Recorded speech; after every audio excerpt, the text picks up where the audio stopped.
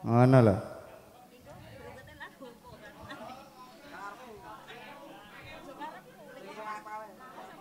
Ah iki sing menange sing duwe mixer to ki engko.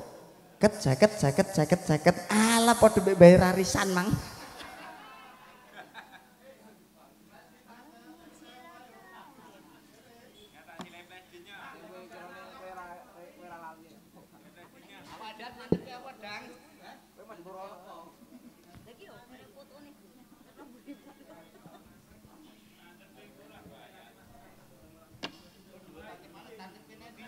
Asline sing pinter niku gak wonge sing pinter.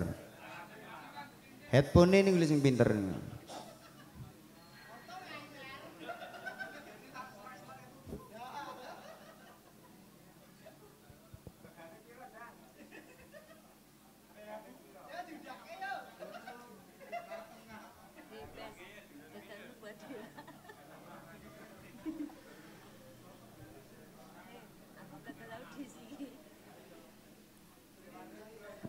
Bon ki kira-kira terus enek sing takok apa ngono lho.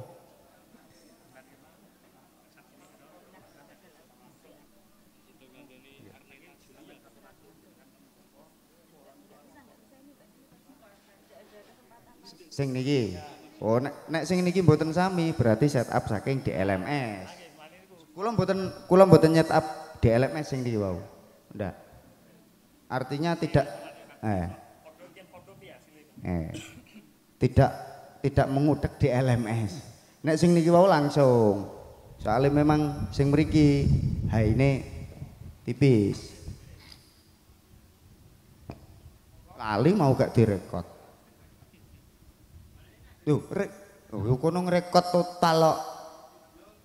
Nah iya ngrekod. Ndak maksudnya iku mau dikon ngrungokne, terus dikon ngrungokne sing ning jaba kuwi. Padha ora ngono.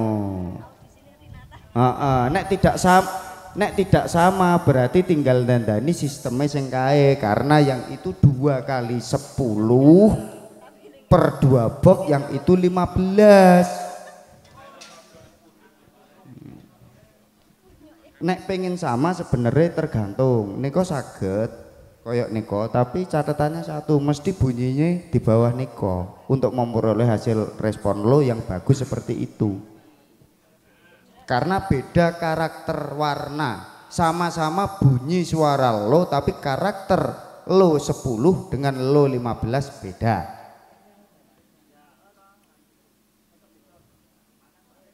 Sing dirasakne mesti kan beda toh? Ya pasti beda. Meskipun lone sing niku kali sing niki nggih beda.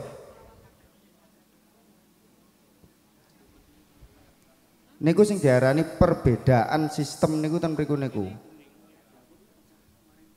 Kalau sistem seperti ini terus harus disamakan bunyi dengan itu, bukan tidak bisa.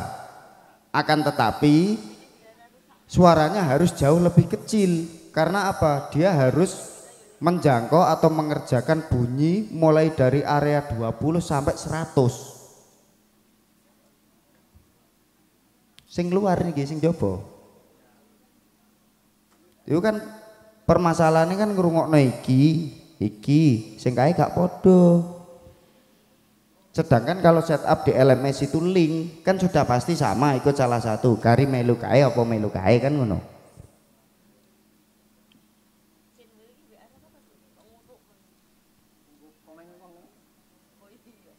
Niku subwoofer beda nggih. Sing ngajeng. Padha kalih niku. Hah? Niki patang moto. Sing niki rong moto. Nggih tambah mendelep ra sing niku.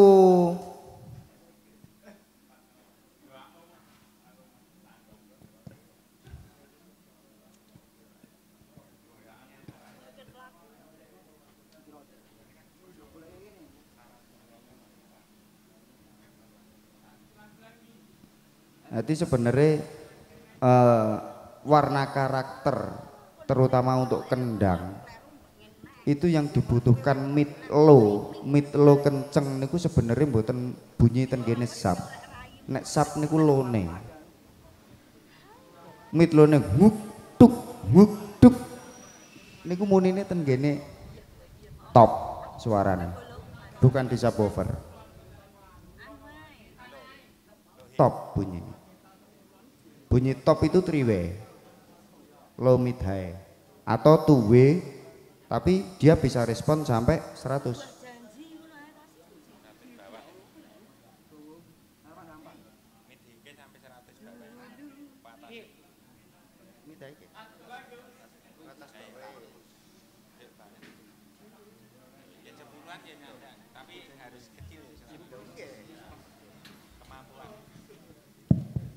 Nah makanya kenapa itu harus kecil, bisa berbunyi seperti itu tapi harus dengan level yang jauh kecil, karena untuk memperoleh hasil respon full frekuensi dengan bandwidth yang dihasilkan oleh loudspeaker itu harus mematuhi aturan. Dia bisa respon sekian sampai sekian, posisi di minus sekian dB. Ketika dB itu naik sudah pasti respon frekuensi itu semakin sempit. Nah kalau pengen tetap kenceng tapi responnya bagus, unitnya harus ditambah, responnya bisa turun karena speaker tidak harus bekerja optimal. Dia per box bisa bekerja di minus, tapi ketika dijadikan satu dia summing bagus, bisa sampai respon bawah dengan optimal. Makanya tetap saya bilang bukan tidak bisa, bisa saja. Tapi kalau dipaksakan hanya dengan 2 box ini nggak akan pernah bisa sama seperti itu. Karena desain low-nya ini, desain low-nya Tara ini bukan didesain seperti low-nya sing dikarepke wong ten gene bawah terop. Dia karakter bunyi low-nya itu soft atau jauh lebih kuat, dibilang lebih kuat di bottom, bukan bodinya. Jadi bunyi punch rasane sing niku kurang nek niki. Nek dipaksakan speakernya distors. Bukan rusak speakernya tapi suaranya cacat, distors.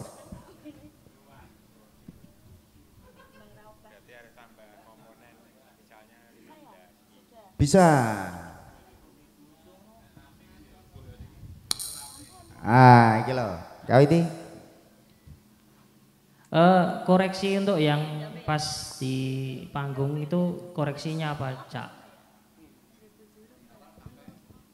Ya mesti tadi kan dutnya gimana, koreksinya ada perubahan di bagian apa, atau gain atau frekuensi ya begitu dan seterusnya. Yang jelas awal itu kita harus mengerjakan sistem itu secara benar, karena kembali lagi ketika tadi di poin awal pertama genset itu bagian dari pondasi sistemnya untuk perangkat. Nah, pondasi untuk sound itu adalah sistem. Ketika setup tata sistem itu benar, tata letak itu benar, sampai mengerjakan mixing gak ada sulitnya sama sekali. Kita mixing itu sebenarnya kita bukan memanipulasi bunyi, akan tetapi yang namanya akustik ada 2 sumber. Nah kita harus menyamakan bunyi ini. Bunyi kendang dipukul asli itu harus sama. Bunyi kendang yang asli ini harus sama bunyi di loudspeaker. Ketika ada yang tidak sama, ketika setupnya sudah benar tapi bunyinya tetap tidak sama, itu berarti mikrofon yang menghantarkan bunyi dari sumber asli ke mixer itu yang kurang benar. Tapi bukan berarti tidak bisa dipakai. Makanya fungsinya orang nge-mix, orang tuning, mixing itu fungsinya seperti itu. Tapi sebelum mixing usahakan sistem tuning speaker itu sudah benar. Makanya tadi kendang situ dibuka, sini belum dibuka. Nangkep bunyi itu, terus nangkep bunyi ini, EQ belum ada apa-apa kan, dia tumpul. Makanya begitu tahu bunyi seperti itu sudah ada gambaran apa yang harus dilakukan, tanpa harus membuat komponen itu nanti jadi distors atau timbul dampak bahaya terhadap komponen. itu tadi yang atas saya naikkan plus 2,5 ya, plus 2,5 ya, tapi saya motong shelving low itu di area 3 kilo apa berapa?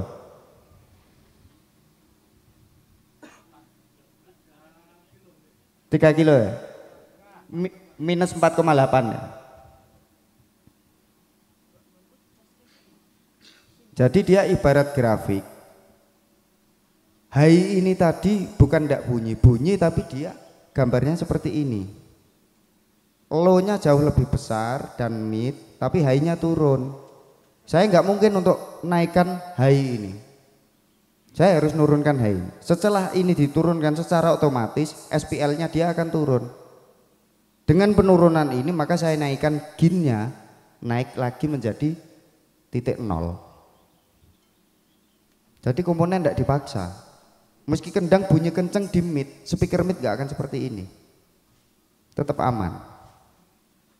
Tujuannya hanya untuk seperti itu. Ketika itu sudah benar, ya udah mixingnya yang lain yang tadi ada bos, ada apa, bosnya sampai segini, ya udah tinggal bos sedikit. Sesuai keinginan player. Tapi tanpa harus merubah warna dan sumber bunyi. Makanya tak bunyikan tak matikan, bunyikan tak matikan. Butuhnya saya harus dengar sumber asli dari akustik alatnya seperti apa. Bunyinya harus seperti itu. Sebenarnya kuncinya bagian daripada sistem mix itu sama. Mix monitor, mix FOH itu sama. Kalau ketika sistemnya itu kurang benar, itu pasti akan membawa dampak. Ya contoh kayak tadi, misalkan FOH itu di sini, setupnya nggak benar, itu tidak nutup kemungkinan subwoofer itu akan lari ke belakang. Kalau ibarat kata dalam bahasa smart, looping, dia berbalik arah. Jadi harusnya mikrofon ini tidak menangkap bunyi suara FOH, dia menjadi bisa menangkap bunyi karena polar pattern yang ditimbulkan akibat setup itu lebih banyak yang masuk ke dalam daripada yang long ke depan. Nah biasanya penyakit seperti itu terjadi karena satu, cross point, yang kedua delay, yang ketiga polarity. Cuman itu sebabnya. Perbedaan slope bisa menimbulkan perbedaan fasa atau kecepatan dan keterlambatan waktu. Menggunakan slope 18, 24, 36, 48, 12 itu beda-beda delaynya. Setiap slope memiliki delay masing-masing dan titik landai dan runcing masing-masing. Yang baku intinya dari setup seperti itu,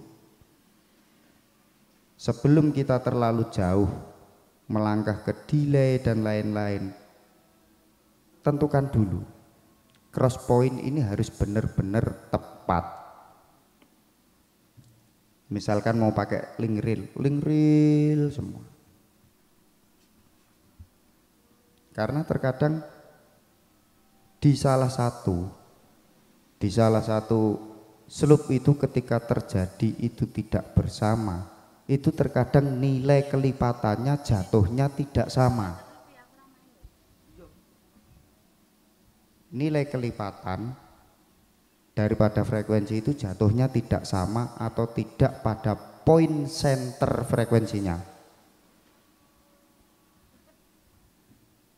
Makanya terkadang ada sampai mid itu bunyinya kayak aneh, seperti ada frekuensi berlebih, dipotong dia tetap masih bunyi terus seperti itu. Itu sebenarnya penyebabnya bukan itu. Penyebab cancel slope. Cancel slope itu kalau kelipatannya benar, itu tergantung dari nilainya. Ada yang ketika kelipatan itu benar atau jatuhnya waktu itu bersamaan, dia ada yang lurus, ada yang boosting. Ketika cancel dia ada yang curam turun ke bawah. Nah, kalau untuk seperti itu jauh lebih pahamnya itu di smart. Itu kelihatan. Lurus dan tidaknya sebuah pasa atau sebuah slope di dalam DLMS itu bisa dipelajari. Tapi yang pasti kalau yang baku untuk kita bekerja itu sebenarnya yang jauh lebih baku itu headphone. Kalau bagi saya pribadi. Karena apa? Satu, kita kerja pasti yang sering single console. Satu mixer kan? Satu mixer untuk FOH sama monitor. Nah, makanya fungsionalnya FOH dengan monitor itu harus terkalibrasi dengan bagus dengan tujuannya apa? Satu, ketika kita menurunkan atau menaikkan salah satu titik frekuensi, maka di antara kedua speaker itu akan menerima respon yang sama. Ketika yang situ high-nya diturunkan, si player juga akan mendengar bahwa high-nya turun. Itu kalau kalibrasi setupnya sama. Tapi kalau setupnya nggak sama, sing kono Twittere tidurne sing kene kakean. Kene Twittere longi Mas, kene entek. Yang sering terjadi cross atau tabrakan itu seperti itu. Dan itu bukan kesalahan dari player, karena memang player minta itu sesuai apa yang dia tangkap. Oh, ini high-nya kurang, dia minta high. Tapi untuk masalah gimana caranya high itu bisa muncul tanpa harus mengganggu respon frekuensi yang lain, itu apa kata kita? Kita yang harus menjalankan dengan tepat. Karena kalau ketika tidak menjalankan dengan tepat, itu bisa berdampak fatal. Yang paling utama di headroom atau gain. Ketika kita nyari posisi gain ini sudah benar, headroomnya sudah ketemu. Di headroom yang sudah ketemu itu tadi, apa namanya? Kita menaikkan salah satu atau dua titik frekuensi yang menjadi poin itu nantinya akan dinaikkan. Itu sama juga kita menaikkan gain.